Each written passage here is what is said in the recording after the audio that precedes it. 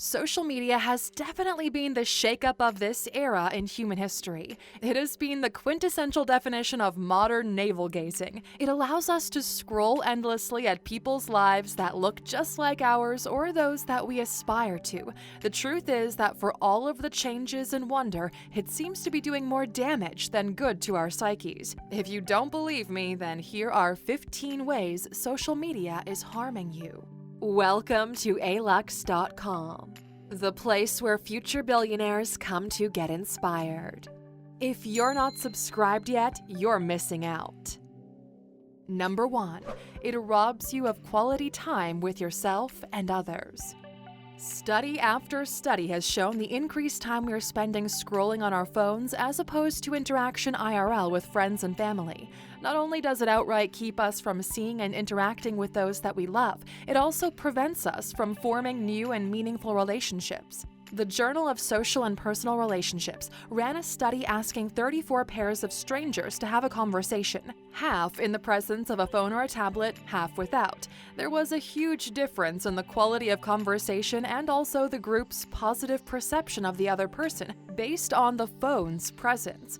Obviously, those with a phone in eyeshot were not as engaged in the conversation and less likely to consider the person for a future friendship, among other findings. It makes you think, though, how many opportunities have we missed just because we have the safety blanket of our phones to shut out the world?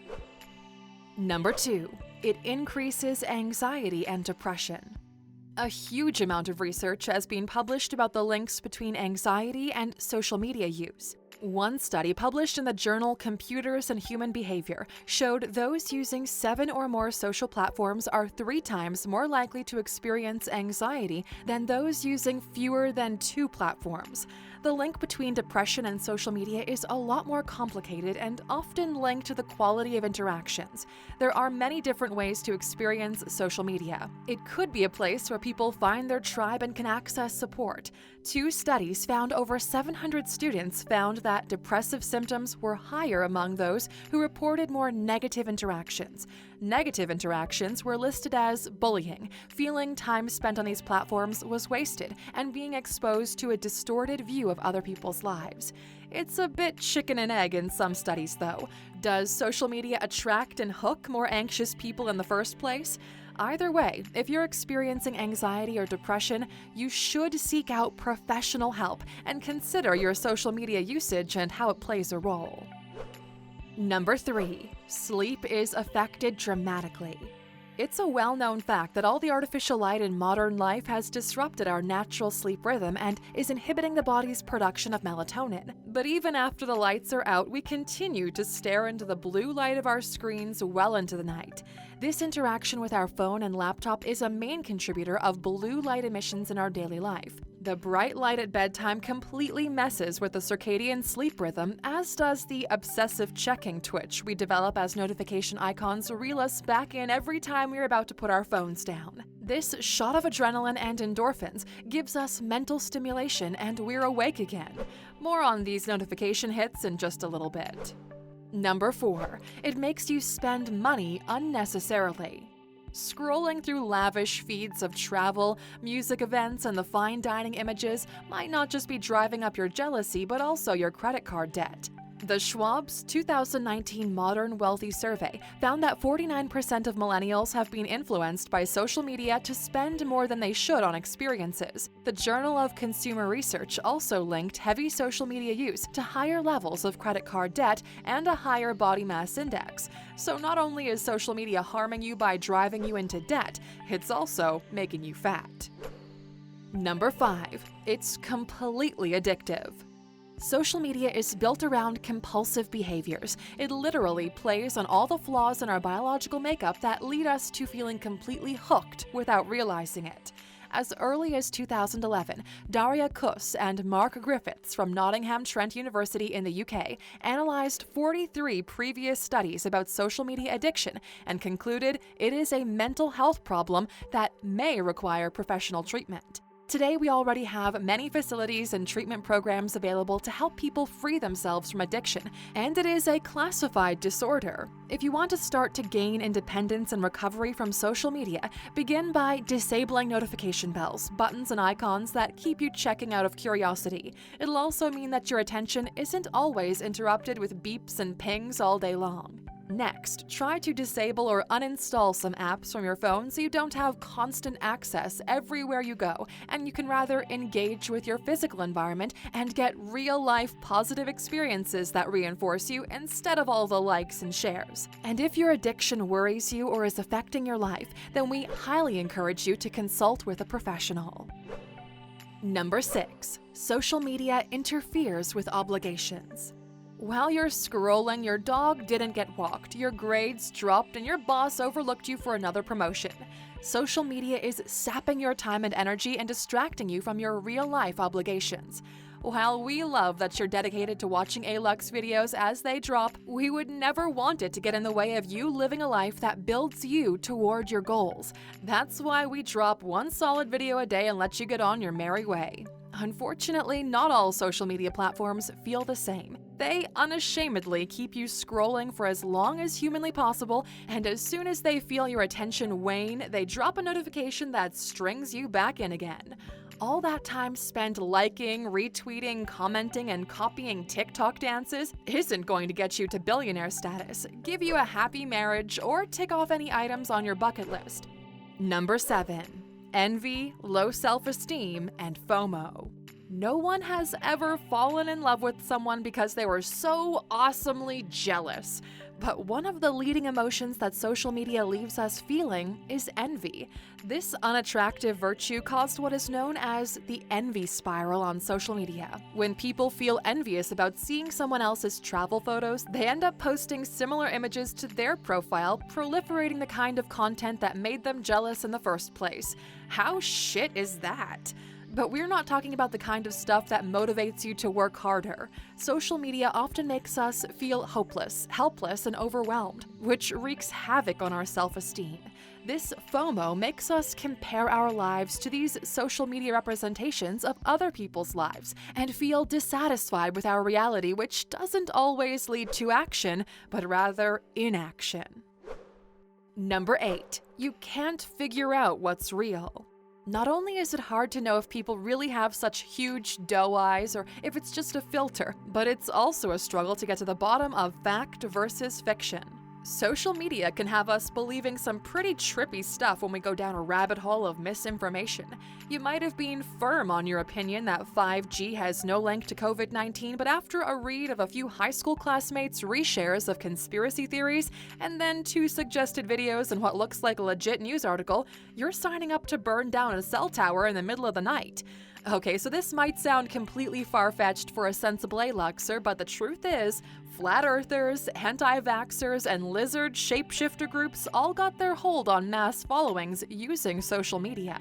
But here's the truth. When you start looking into a topic, social media is designed to keep feeding you the next piece of content on that topic because you've shown an interest, and their only goal is to keep you there for longer. Just because there are more and more articles justifying the means and a ton of followers, it doesn't mean something is more credible. Trust scientific fact that is peer-reviewed by experts, and you won't get caught up in the hype, sell all of your earthly possessions, and move into a bunker. Number 9. You struggle to connect with people IRL.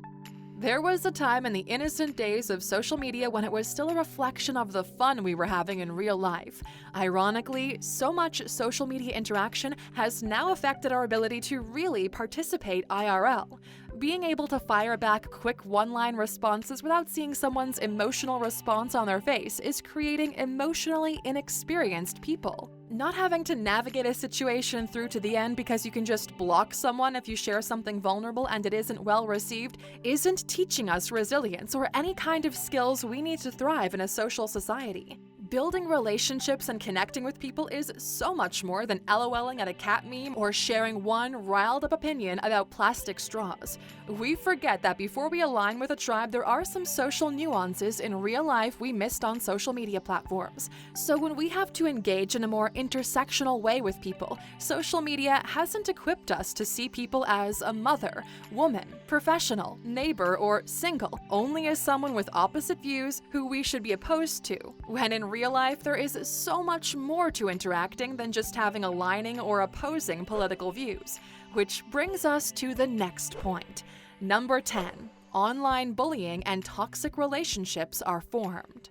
When birds are kept in captivity, particularly chickens, a natural pecking order will appear. However, in situations that are high stress or overcrowded, or because of boredom, a flock could begin pecking and defeathering each other. Often they pick on one chicken and can seriously hurt each other. It's pretty savage how they get when they see blood.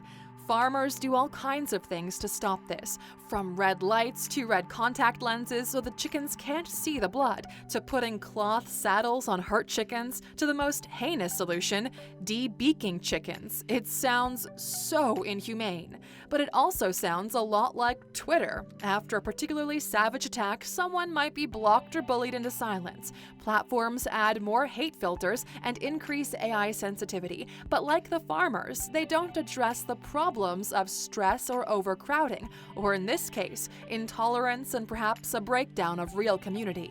If you're acting more like a frenzied chicken on the fray than an evolved human, then perhaps take a look at your social media habits before you hurt someone or yourself. If you or someone you know is experiencing online bullying or a toxic relationship, we encourage them or you to seek professional help to gain independence and healing. Number 11. It can activate your reward center. We mentioned we would come back to this point. By now, most of you would have heard something like getting a notification on social media is like gambling or a line of cocaine. But what is really behind these claims?